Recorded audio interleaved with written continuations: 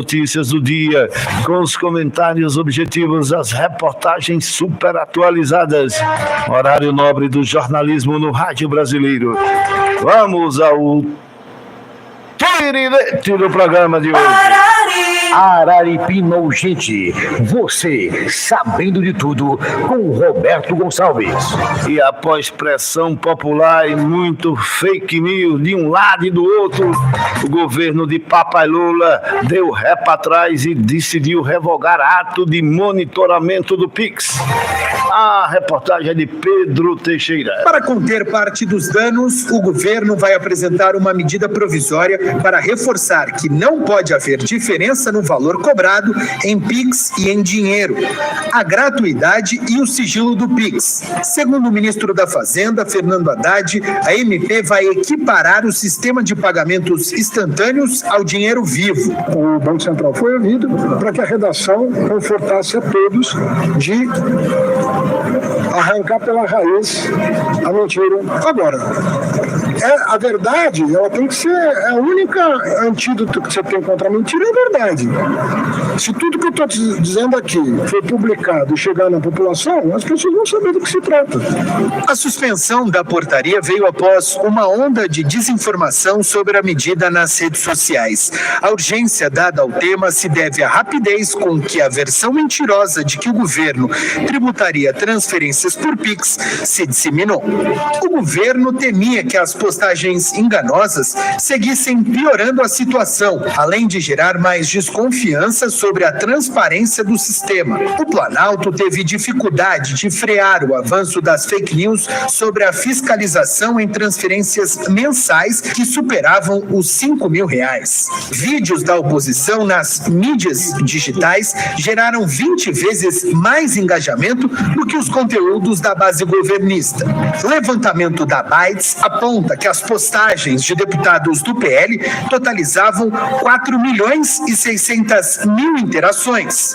As publicações de parlamentares do governo atingiram um pouco mais de 218.000. Somente uma publicação do deputado federal Nicolas Ferreira foi visualizado mais de 200 milhões de vezes. O documento da Secretaria de Comunicação Social também expõe que entre os dias 9 e 13 de janeiro, mais de 22 milhões de pessoas foram atingidas pelas desinformações envolvendo o Pix.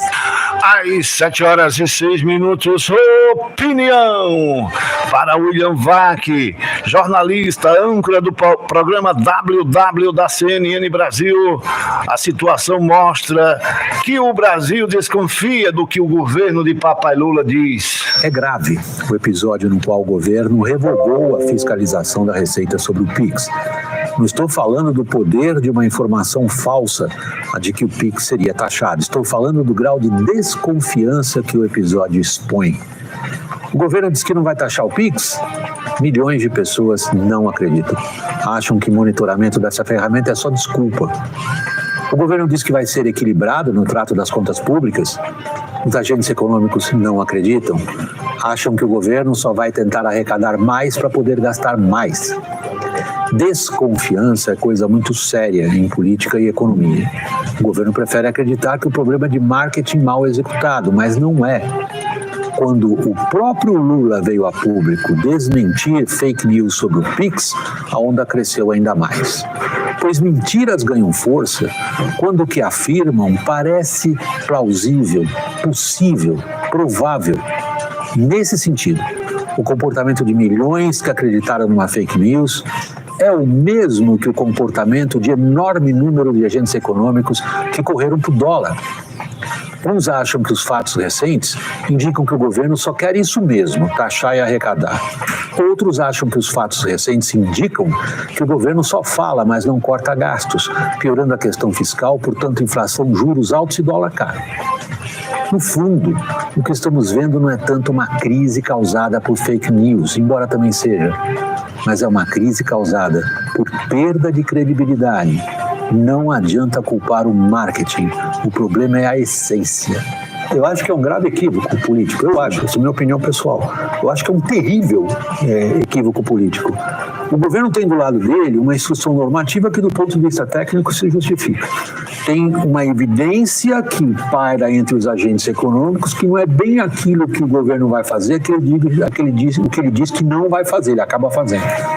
Então, nessa situação, ele criou para o adversário político uma narrativa de surpresa, de presente, que é de dizer o seguinte: primeiro, vocês são fracos. Segundo, vocês apanharam da fake news porque as pessoas acreditam que vocês não dizem a verdade. Estou sendo elegante, hein? Sim. Terceiro, vocês simplesmente confirmaram que não era fake news quando vocês revogaram a instrução normativa. Sim, sem que situação fica o governo agora? Sem dúvida, menino. 7:08. São 7h08. E o vídeo postado por Nicolas Ferreira sobre o Pix foi quem tirou o sono aí de Papai Lula e fez o Ministério da Economia, da Fazenda revogar um tal de Barreirinha, né? O secretário de Haddad. Ele que inventou esse negócio aí e ontem ele foi para a imprensa para desfazer. Né?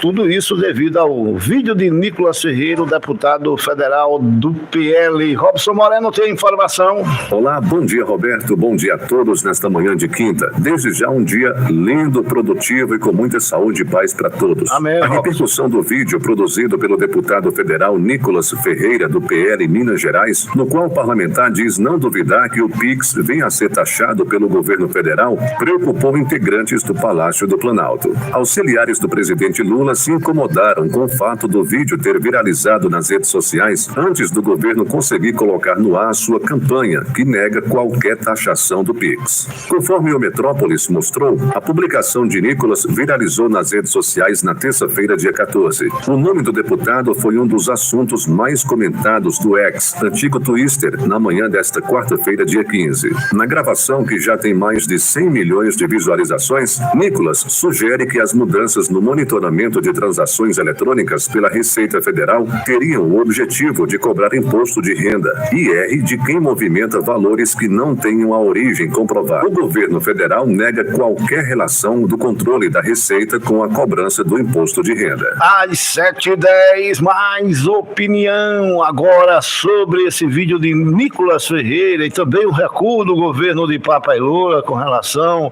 ao Pix, né? Esse monitoramento proposto. Vamos ouvir o jornalista de maior credibilidade do Brasil, Alexandre Garcia. Bom dia. Caso do Pix.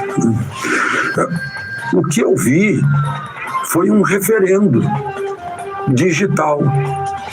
Parece que o deputado Nicolas Ferreira, do PL, convocou a nação para se manifestar sobre uma fiscalização que cairia sobre os mais pobres.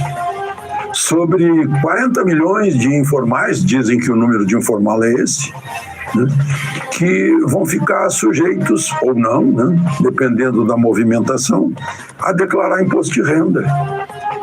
E pagar imposto de renda e pagar multa por não ter declarado.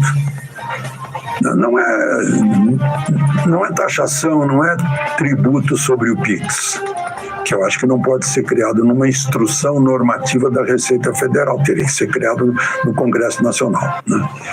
Mas, enfim, e ele alertou para isso e pediu, em 4 minutos, e pediu que a nação perguntasse por que as estatais que davam lucro agora dão prejuízo.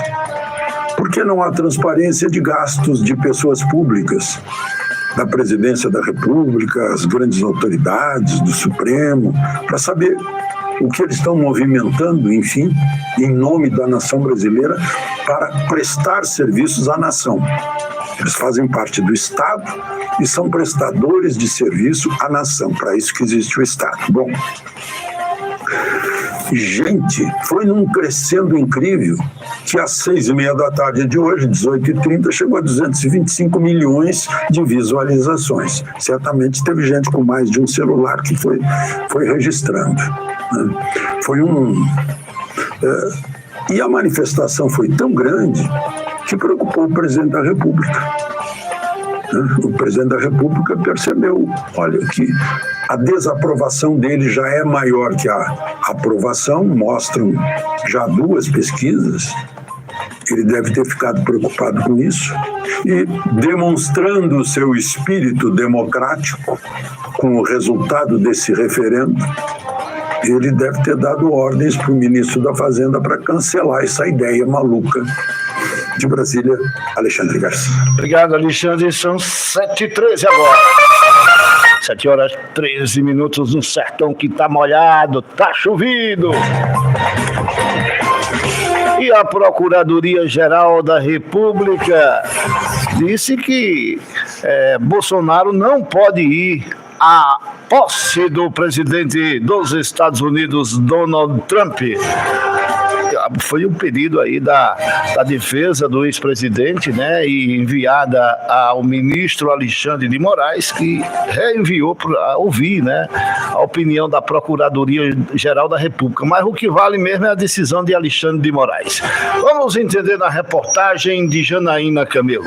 A Procuradoria-Geral da República se manifestou nesta quarta-feira ao Supremo Tribunal Federal contra a solicitação do ex-presidente Jair Bolsonaro para que seja autorizado a viajar aos Estados Unidos para a posse de Donald Trump. A cerimônia vai acontecer na próxima segunda-feira em Washington. Bolsonaro pediu permissão ao ministro Alexandre de Moraes, do STF, para deixar o país, já que seu passaporte está apreendido por determinação do ministro, porque é alvo de investigações da Polícia Federal. Na manifestação, o Procurador-Geral da República, Paulo Gonet, escreveu que a viagem aos Estados Unidos pretende satisfazer interesse privado de Bolsonaro, que não revela necessidade básica ou urgente que justifique a suspensão da ordem que o obriga a permanecer no Brasil. Gonet afirma ainda que o pedido de Bolsonaro não apresenta um interesse público sobre a participação dele na posse de Donald Trump e que o ex-presidente não exerce nenhuma função de status de representação oficial do Brasil que justifique a presença dele na posse oficial nos Estados Unidos. Alexandre de Moraes vai agora decidir se leva em consideração o posicionamento da PGR para decidir se autoriza ou não Jair Bolsonaro a reaver seu passaporte e viajar para a posse. A defesa de Bolsonaro fez o pedido a Alexandre de Moraes na última sexta-feira. Na solicitação, os advogados anexaram o convite de Trump ao ex-presidente brasileiro, enviado por e-mail ao deputado Eduardo Bolsonaro. A mensagem é assinada pela equipe que organiza o evento de posse. No entanto, Moraes exigiu provas da veracidade do convite, alegando que foi enviado por um endereço não identificado. Em resposta, a defesa de Bolsonaro mostrou que o endereço do e-mail tem o mesmo domínio do site oficial que organiza a cerimônia de posse nos Estados Unidos. O ex-presidente já tem um plano B, caso não seja autorizado a deixar o país, enviar como representante Michele Bolsonaro, ao lado do filho Eduardo Bolsonaro. 7h16. Levantamento mostra que empresas públicas desperdiçaram 83 milhões de reais na farra do Janja Palusa. Robson Moreno. Empresas estatais brasileiras como Banco do Brasil, BC, Caixa Econômica Federal, Caixa, Banco Nacional de Desenvolvimento Econômico e Social, BNDES e Petrobras investiram até 83,45 milhões na organização do G20 e do Aliança Global Festival contra a Fome e a Pobreza, que ficou conhecido como Janja Palusa. O dinheiro foi destinado à Organização dos Estados Ibero-Americanos, OEI, por meio de um acordo de cooperação internacional. Cada estatal se comprometeu a contribuir com até 18,5 milhões, totalizando 74 milhões, mas a Petrobras afirmou ter pago 12,95 milhões. A Itaipu Binacional, que não fazia parte do acordo, também contribuiu com 15 milhões. De acordo com o Ministério da Cultura, o valor total investido foi de 77,3 milhões, provenientes das estatais e da Prefeitura do Rio. O governo alegou que não houve apoio de empresas privadas. Os valores finais ainda estão sendo apurados pela OEI. As informações são do Estadão. Obrigado, Robson. 7h17. Agora 7h17. E a